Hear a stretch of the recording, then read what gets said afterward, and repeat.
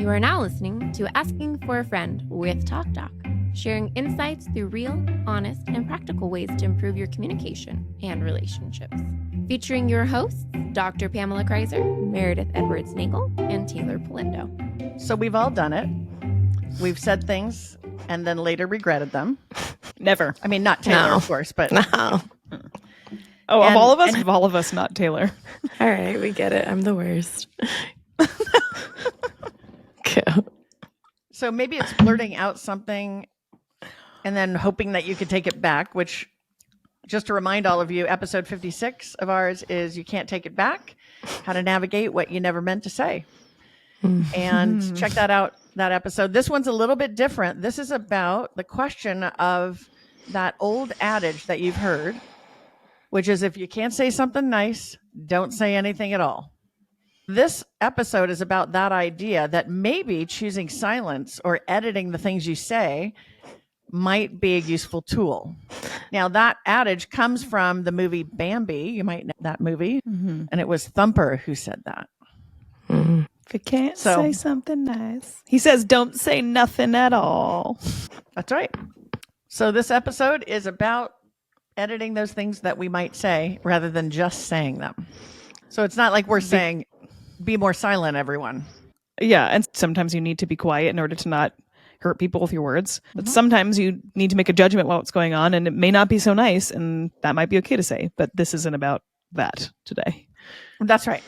That's right. Meredith, what's the one you say to me is sometimes saying nothing can be just as mean? Oh. Yeah, yes. This is so hard. When should you not say something? When should you say something? I have some examples of, I know I shouldn't have said something. And truth be told, it was this week. I was having a really rough parenting week. And bedtime could just come down and strike me. I was not happy every evening. And at the end of 2 nights in the week, I told my husband that I regretted having children. And he was like, no, you don't. And then I said, yes, I do. Ooh. I don't. So I don't know. To be honest and vulnerable with your husband. I know the way I said it, and I know the rage it was coming from. So for me, that would be, okay, come on, Meredith. I regret them, and yes, I do. I think that's different. So I think there's different categories of things that we should maybe not say. So for example, I think things that are insulting to other people. Yes. Calling someone at work really lazy, saying you're so lazy at your job. That's insulting. Yeah. I have one a friend gave me. Okay. But it was in daily conversation. So it's been raising a young kid for a little bit. And there was an exchange over some parenting, caretaking or something. And the husband asked how to do something. And my friend responded to her husband, you're such an amateur. Ooh. Which I feel like she knew. It was one of those moments when it came out. You're right, Teighlor. I'm sure she was like, ooh, that one probably should have stayed upstairs. Yeah. See, I'm a bad friend. If you don't know how to change a diaper, you are probably I don't know if that was exact. I don't think it was changing a diaper, but something related to taking care of him, which I'm sure she has just been doing more of. So in the heat of the moment, would that be an example? I mean, I'm thinking if you're just going through practical life with a person.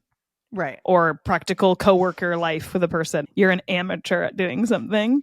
Just a gut punch, basically. Yeah. Maybe ones that dismiss feelings. If I say, Meredith, don't be so sensitive. Yeah. That's a good one. Or this isn't a big deal, Teighlor. Is pretty dismissing. You're having an emotional reaction and I'm saying you're not allowed to have it. Okay. So I think there's a few other categories of things that we would consider not saying. Maybe something that compares someone negatively. Why can't you be more like your sister? Oh, why can't you be more like your brother? So these are some guilt trips we could hand out. If you loved me, you would, or you owe me this. These are interesting little things that we say sometimes. We might shut people down too. That's a stupid idea. Yeah, I think I went big with this in my head, but this could be little just cutting, judging things. This is exactly why I don't like to play those games like apples to apples or Cards Against Humanity. It's because you're dealt a hand and you have to lay down an option. And then people make all these little comments about the cards that were given. we can't judge someone off of their hand. You're making all these, well, that was a stupid choice. That doesn't make sense. Well, who would put that? It's a game. Why do you have to criticize all of us? That gets into this idea that our words have power and do things. And I think there's a tendency for us to be judgmental. Don't want to admit it, but yeah, for sure. Guilty. Human. And it's funny when you think about the research, we have a lot of reasons to be judgmental, actually. Because you think about humans trying to make sense of the world. You're raising little kids, both of you, and they are trying to put labels on things and trying to distinguish a goat from a dog, from a coyote. You know, I mean, they're doing all those things, and they have to figure out what goes in what box, and they have to discern things. And then that ends up getting us in trouble later when we are overly judgmental because we've practiced that, trying to navigate, right? Yeah. I feel like I probably have become more judgmental since becoming a parent because of trying to evaluate things like safety, trust, parenting styles that you're around. I think that can be ugly a little bit and I don't like it, but yeah, I feel that leaning more. This is just how our brains work. And what I hear you saying on the parenting side is I'm trying to be a good parent. I'm trying to figure this out. Yeah. So that's similar to the child in that I'm trying to figure this out. How do we do this? How do we do that? What happens when this happens? We're trying to make so many decisions. I have to judge something good or bad because I'm going to make a decision. That's why I feel more judgmental now as a parent. Because I'm like, well, I think we're saying the same thing. It's making sense of the world. Yeah. Okay. So if that's a new parenting world, and I think you have as a mother or any parent, you have safety and you're trying to do the right thing. Now, for me, I like this kind of a topic because of my true love for the utility of speech. I love what speech does. Now, we're not talking about the good speech, though, today. Yeah. But I love the idea that you and I can build relationships. We can show love. We can make things happen. The function of speech is fantastic. But with all of that power and all of that utility comes the dark side of it. It's interesting because my mom was an audiologist for so many years, but that actual function of brain to speech is one of the last and the most precious and requires so much attention of your body to be able to get out. And so it's a powerful thing just in the way that you develop as a person. It's remarkable. And there's lots of studies on the power of words. We all know that words build things up, they tear things down. There's been a number of different studies where they'll even say single words that are negative and see the repercussions on a cell. Or see what happens in your brain centers when you hear negative words, and they'll see sudden activity in the brain's fear center when negative words are talked about, which I think is really interesting. Because some people say, I can say whatever I want, but you just shouldn't take it that way. And that's sort of like saying, I can smoke everywhere, just don't breathe it. I love that imagery. Wow. Thank you. You're going I have to wondered breathe it. why I hated that. And that's a great visual for me. So, and it's not an anti-smoking comment. It's just no, I'm just saying, it's really like just saying, well, I have to breathe somewhere in here. I can't hold my breath. And if you're going to fill the room with smoke, there's no way for me to not take it in. Yeah. So anyway, it makes me think of that if you talk nicely to plants, that they grow more healthy versus they did a study on talking like horribly to them. You're stupid. You can't grow. wait, I'm called out right now. What? I'm a plant killer. If Say you left to them. me, you went to Europe and left me with your plants, you would come back and be like, I thought you were taking care of my plants for a month. What happened? Do you vent to your plants? Is that what you're telling us? I don't The things know. you Now I'm shouldn't thinking say out maybe loud I to need to talk people. nicer to You them. say to your plants. Maybe I'm insulting them, saying, I can't believe Meredith left me with you and I have to take I'm care going of to get you a know. cactus for your next gift just to talk horribly to and see what happens. I would certainly, whether we think that's true about plants or not, I would certainly say it's true about people. Yes. Yeah.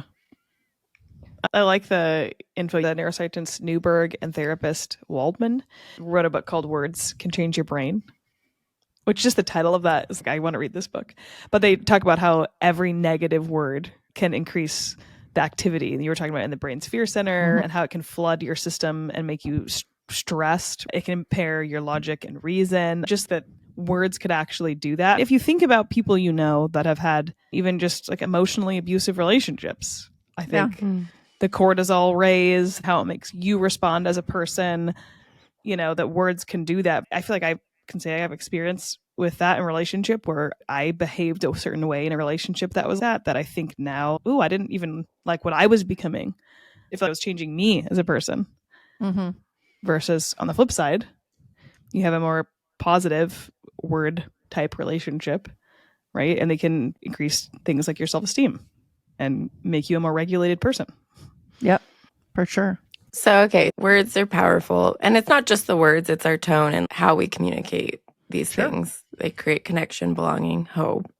They can also destroy our trust, our self-worth, and the relationship. But why is it that the intention of language matters so much?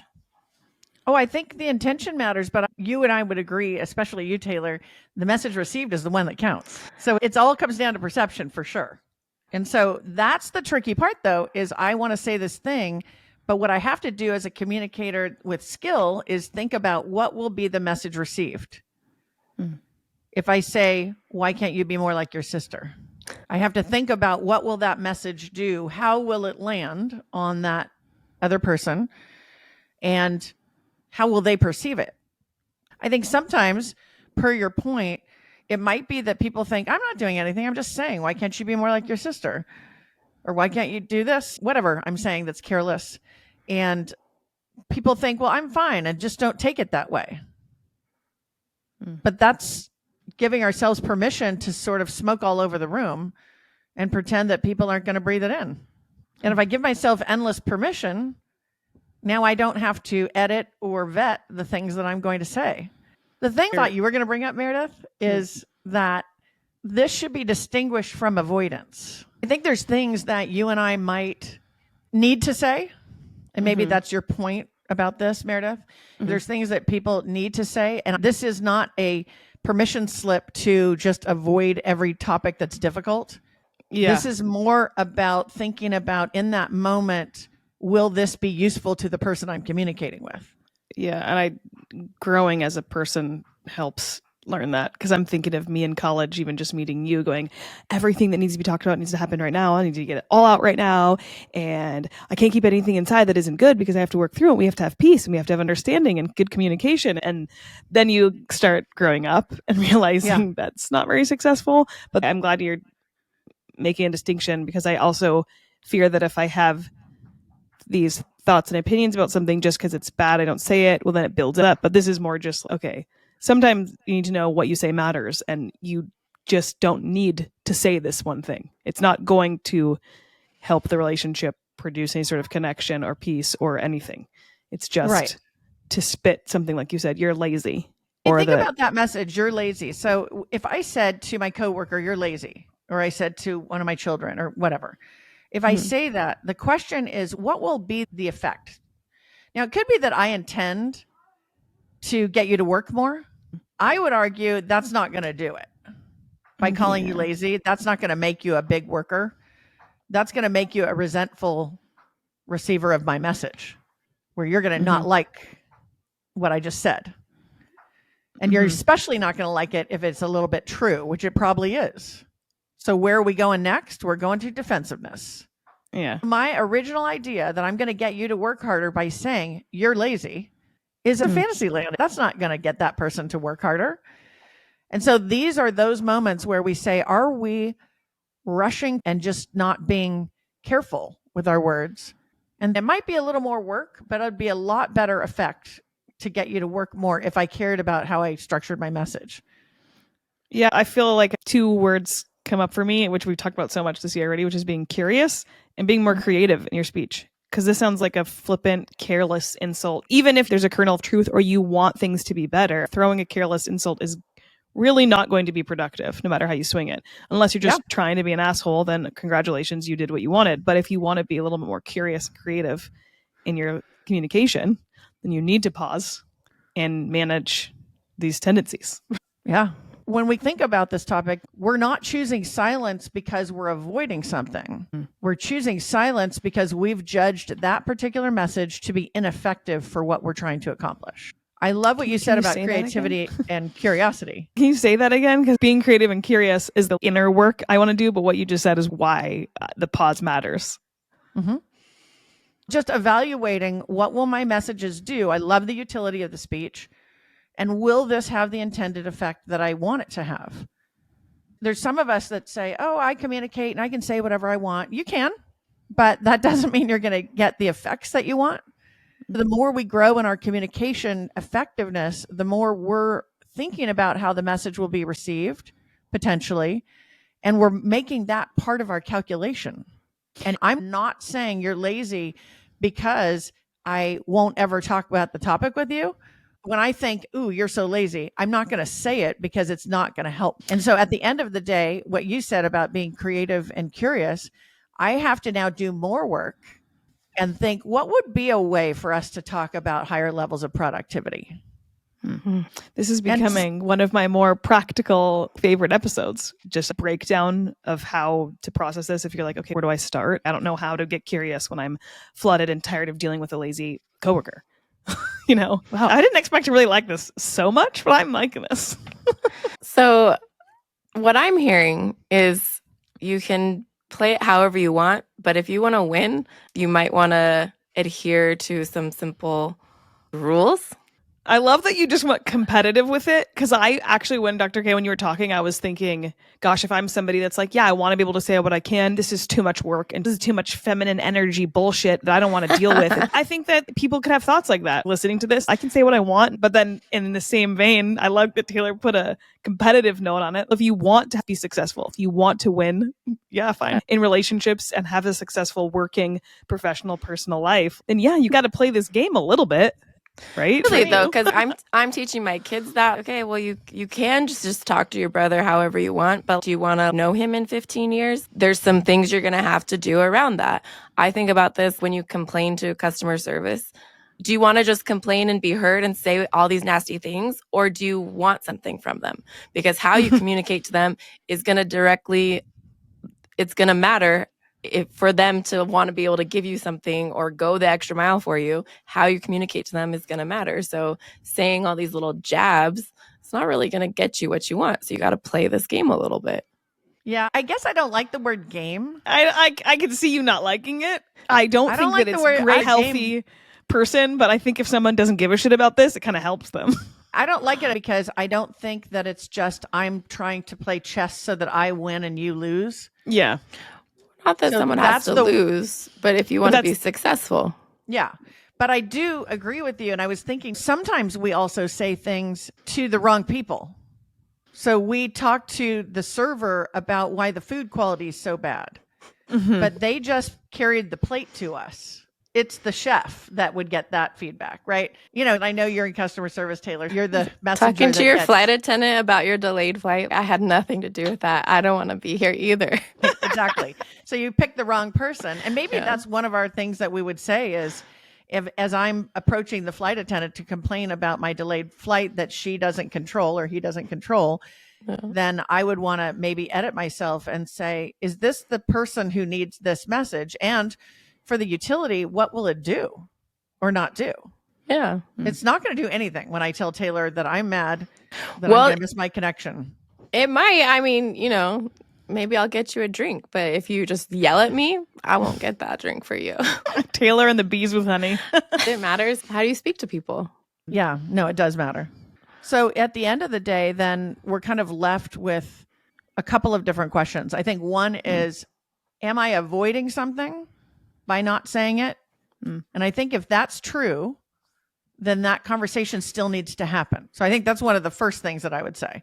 Agreed. Because I'm not an advocate of avoidance. I think avoidance causes a lot of problems. I'm not saying it's always a wrong choice, but too often it's a choice that we're making over a hard subject or something that's important. So that's one. And then I think we could go very simple with this and say, okay, so then I'm not avoiding, but should I say it anyway? And we might just do a simple test and say, is this going to make our relationship better or worse? I like that. Is it going to build them up or tear them down? And then think, which is the kinder approach? Is it more kind to be silent, or is it more kind to say the thing? And maybe we can say, well, maybe there's a middle there, which is, I'm not going to say the thing I was thinking, because that shouldn't come out, but maybe I can figure out a way, like you were saying, Meredith, that's creative. Yeah. that will be a different message. And I might edit what I say in that way to help the other person receive that message better. Amateur. I love that story. It's a great story. Yeah. I could go to just my personal one of saying I regret children would be like, I was just exhausted. I felt like they won. And I missed enjoying the silence of my evenings. I mean, I think we just let that one go. You didn't say that to your kids.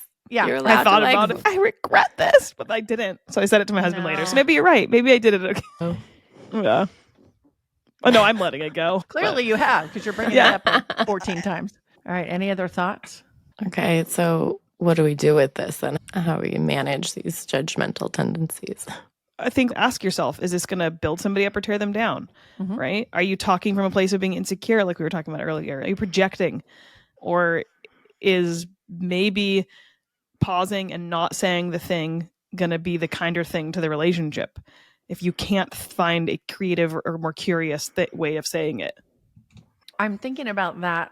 That's kind of interesting to apply to somebody. Let's say you notice somebody who's often late to work. Maybe it's someone who works for you. And I'm accurate that you're late most of the time. And the non-curious is to just say something like, you're always late. Or what's your problem for being late, right? But the curious side of that would be to figure out why. And what you might find out is the daycare drop-off is 15 minutes away. And they open just at a time where you can almost not make it on time to work. And it's every day a struggle. And if we were curious, we might find out more about what's making that person late rather than just judging them for being late. Because sometimes I find when you get that backstory, oh, wow, I see that very differently now. You're a single mom, you're trying to drop off kids to get to work, and there is no way to drop the kid off early. There isn't a way. Now, does that mean that person shouldn't have communicated that to me, the boss? That would have been a good idea too. Yeah. But the curious side is to start thinking about what is potentially behind this behavior. And it might not be what we think. And that's why I love that curiosity idea. I like that example. Slowing down. That's what I'm taking from this. You have to slow down to do this better or to do well at this. Yeah. The fact that the word curiosity keeps coming up for us this year and that we're towards the second half of the year already is like, it stuck with us for a reason. And I want to keep that alive in myself, especially in my communication when it matters. Once again, thank you for joining us today. Please remember to rate, share, and subscribe to our podcast. And thank you for listening to Asking for a Friend.